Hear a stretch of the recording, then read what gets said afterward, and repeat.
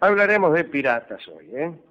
Así que digamos que la guerra de 1689 entre Inglaterra y Francia representó como una especie de perturbación para la actividad de los piratas, porque los gobernadores ingleses de las costas norteamericanas dieron patente de corso a algunos marinos para que se dedicaran a desvalijar los barcos franceses allí donde estos se encontraran. Pero este privilegio dio una extensión inusitada a las actividades de la piratería e incluso extendió el campo de operaciones. Andaban por todo el mundo buscando barcos franceses. Partían generalmente Boston y llegaban hasta el Océano Índico en sus correrías contra los barcos mercantes franceses.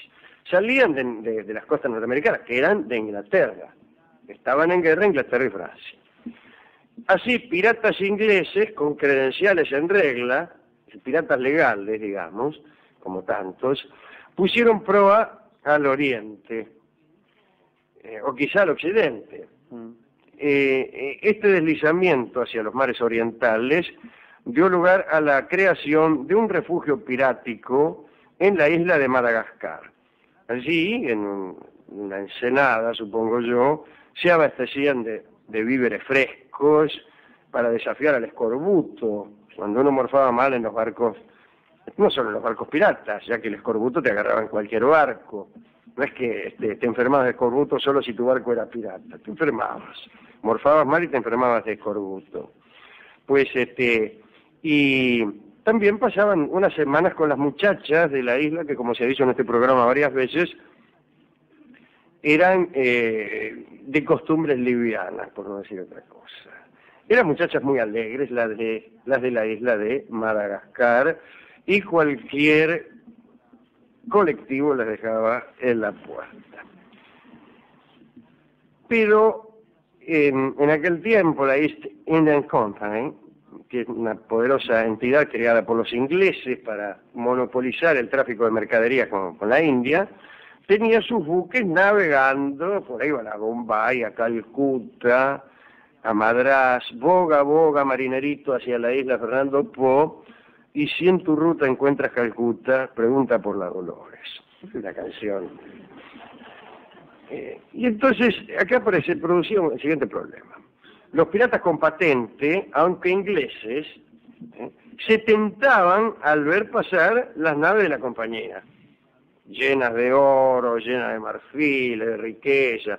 Claro, los tipos eran piratas legales para desvalijar barcos franceses. Estaban ahí, vamos a esperar que pase un barco francés. Yo me voy a llevar los de la East Indian Company.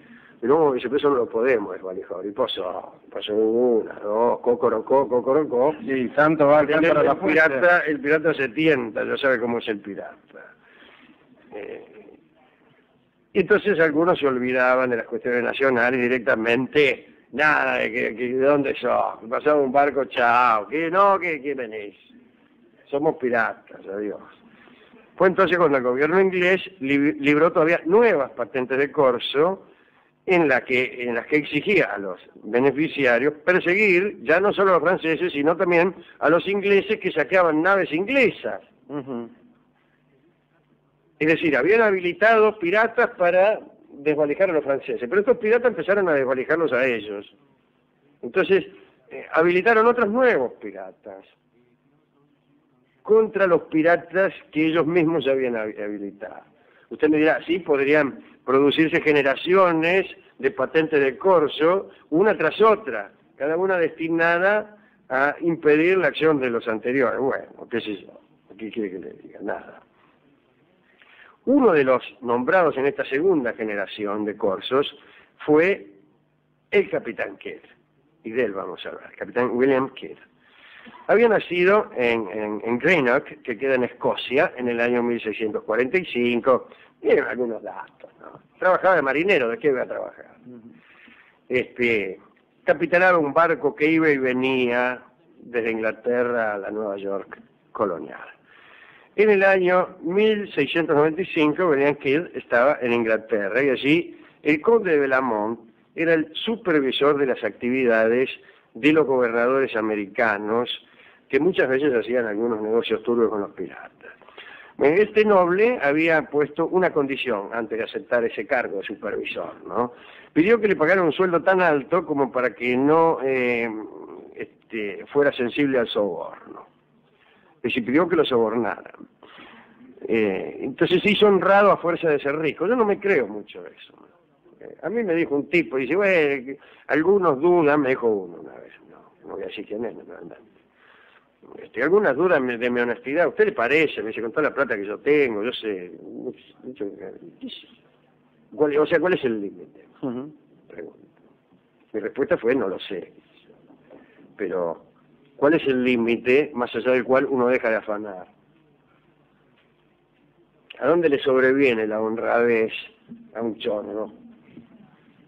¿A los 10 millones de pesos, a los 20, a los 100? No sé, es un riesgo. Es un riesgo saber, porque por ahí el tipo extiende el territorio de su delincuencia un día, porque resuelve extender el territorio de su delincuencia de 10 a 50 millones de dólares.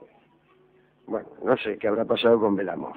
El caso es que, enterado de estos asuntos, lo nombra a William Kidd corsario gubernamental para encargarse de aquellos piratas que, habiendo sido comisionados para desvalijar franceses, desvalijaban a cualquiera.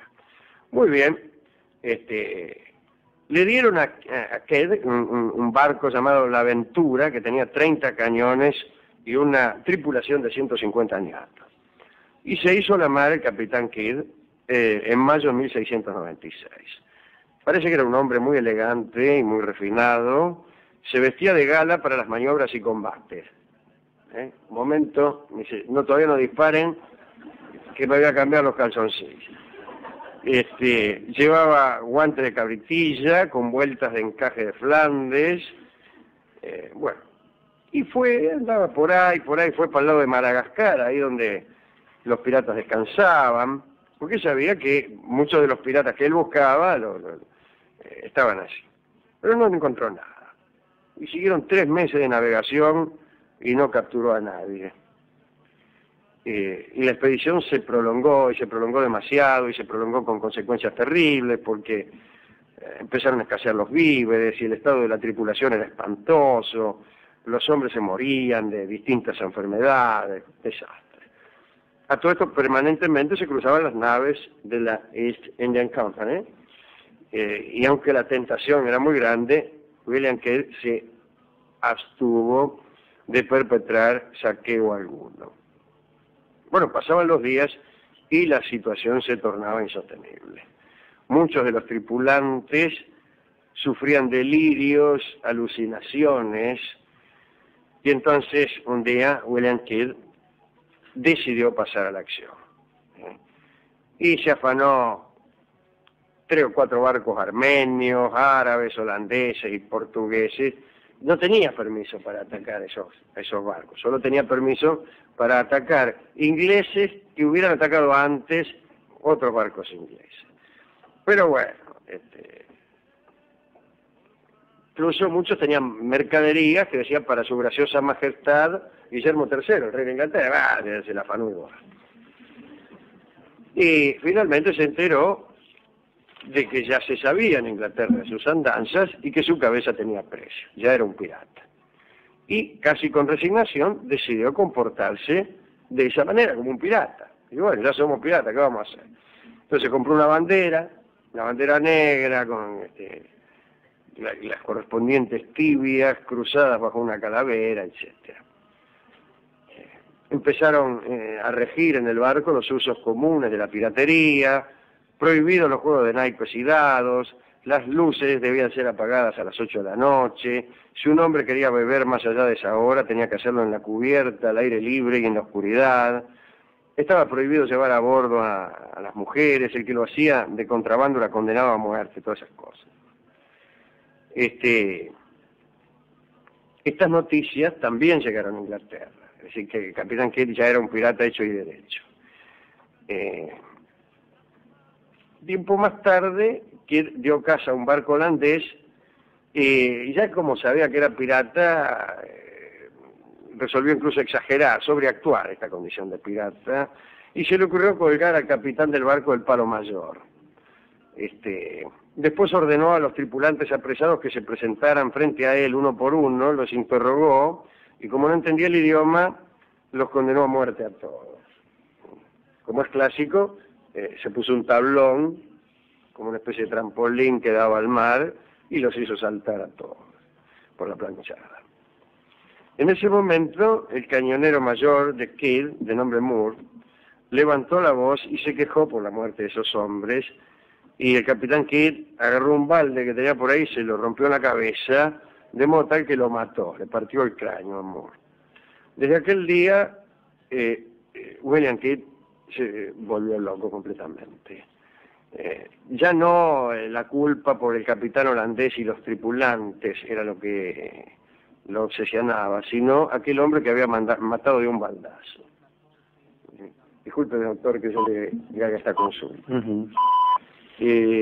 Cada vez que oía hablar de un balde, le agarraba un ataque de locura al capitán Kidd. No le podía mostrar un balde porque empezaba ahí a los saltos y a los tiros, ¿no? En una ocasión estaba descansando en su litera y como tenía calor llamó a un marinero para que le trajese agua para lavarse, y el hombre naturalmente le trajo el agua en un balde en que se la va a traer. Y Kidd lo miró con los ojos desorbitados y lo corrió para matarlo. Al final se salvó el tripulante, pero lo desembarcó en un islote y lo dejó solo, con un fusil, una botella de pólvora y un balde con agua. Y se fue. En abril de 1699, William Kidd decidió viajar a América para hacer una defensa legal de su caso. Y marchó a Boston e intentó ver al conde de Bellamont, aquel que lo había nombrado. En realidad formaba parte de su bagaje de locura, porque era seguro que lo iban a colgar al tipo. Sin embargo, se presentó, defendió su causa, y lo mandaron detenido a Inglaterra. Y en mayo de 1701 compareció ante el Tribunal de Londres, él y 9 hombres más de su barco. Los cargos eran saqueo ilegal y homicidio, y lo condenaron a muerte. Ya. Fue colgado a orilla del Támesis el 23 de mayo de 1701, su cuerpo encadenado de pies a cabeza, quedó ahí colgado por 2 días, no sé para qué, no por olvido, sino para que la gente entendiera que no convenía ser pirata. Bien. Con el tiempo, un rumor insistente hizo creer en la existencia de un tesoro oculto. A esto quería llegar, solamente a esto. Enterrado por Kidd en el curso de su viaje a América. Y desde entonces cientos de ilusos y aventureros se empeñaron en seguir el itinerario del pirata ahorcado, excavando afanosamente por todo el mundo. Se han hecho hoyos en los 5 continentes, como ustedes saben, buscando el tesoro del capitán Kidd. Nosotros aquí en este programa vamos a hacer una pequeña expedición para así continuar excavando. Recibimos fondos, las donaciones son a voluntad. Vamos a seguir haciendo hoyos hasta que aparezca el tesoro del capitán Kidd. Ustedes cuando yo hablé del capitán Kidd inmediatamente habrán pensado en la película del capitán Kidd, que antes daban por televisión a cada momento, hasta que la cambiaron por otras películas que dan a cada momento. El papel de pirata lo hizo Charles Laughton, o sea, nuestro amigo Enrique VIII. Pero acá tenemos una lista de películas de piratas que me he tomado el trabajo de hacer. El Capitán Blood, de 1935, con Errol Flynn. El Halcón del Mar, también con Errol Flynn, que siempre hacía de pirata, cuando no hacía de otra cosa. En esta película se presentaba a los españoles como auténticos monstruos. Piratas del Mar Caribe era con Ray Milland, con Polly Goddard, la que era la mujer de Chaplin. El Cisne Negro con Tyrone Power. El Pirata Hidalgo, la de Lancaster, ¿recuerda? Bueno. En el año 52 filmaron como 35 películas de piratas. El Pirata Barba Negra, el ya mentado Pirata Hidalgo, La Isla de los Corsarios, también con Flynn, ¿no? El Secreto del Pirata. Y después no hicieron más películas de piratas. ¿Usted vio alguna película de piratas últimamente? No. Es porque no hicieron más. Es porque no hicieron más. Mal puede usted ver películas de piratas si es que no las hacen. Así que... hay muchas otras películas. No tiene nada que ver esto con la charla, pero se me ocurrió pensar en películas de piratas. Hay una de una mujer pirata, usted tiene que haberla visto, que la daban siempre. Se llamará La Mujer Pirata. Sí, algo así. Siempre había, a pesar de la prohibición de meter mujeres en el barco, resulta que siempre había mujeres en el barco. Sí. Porque tenía que trabajar alguna actriz, eran actrices muy escotadas, que estaban ahí entre la mugre del barco. Un barco pirata es una cosa inmunda, imagínense navegar ahí, el agua medio podrida, comiendo unas galletas, tasajos, no sé qué porquería, y unas minas empilchadas como para ir a la enramada. Sí. Con el maquillaje intacto ahí, Linda Arnold, qué sé yo, qué tal, y el Pirata Barba Negra, bueno. El Pirata Barba Negra, aquel se acuerda que en la barba tenía mechas. Mechas digo para encender los cañones. Tenía ardiendo en la barba una especie de pequeñas velas colgadas, unas candelas. Entonces con la barba prendía fuego los cañones, la mecha de los cañones. Pero no era malo por eso. No, claro. No le tenían miedo por eso. Cuidado que viene Barba Negra que prende los cañones con la barba. No, tenía miedo porque te afanaba, te mataba y te colgaba del palo mayor. Bueno, ¿a quién dedicar esto? A los piratas, a los bucaneros, aquellos que en Isla Tortuga o en el Caribe cazaban chanchos, comían a la bucana, repartían el botín y soñaban con una república de bucaneros en Centroamérica. Sueño que se ha cumplido en muchas partes del mundo.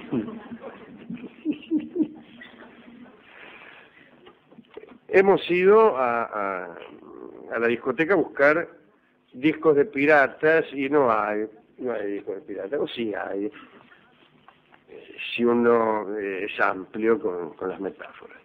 Vamos a escuchar el tango de Julio De Caro, Mala Junta. Pues ciertamente, acá entre nosotros, no es que uno sea prejuicioso, pero los piratas son personas poco recomendadas. Sí. Si no te juntas ahí, mejor. No, pero no solo en el mar. En el mar te asaltan, te abordan y te roban el té que llevas a Boston. E impiden el estallido de la Revolución Norteamericana.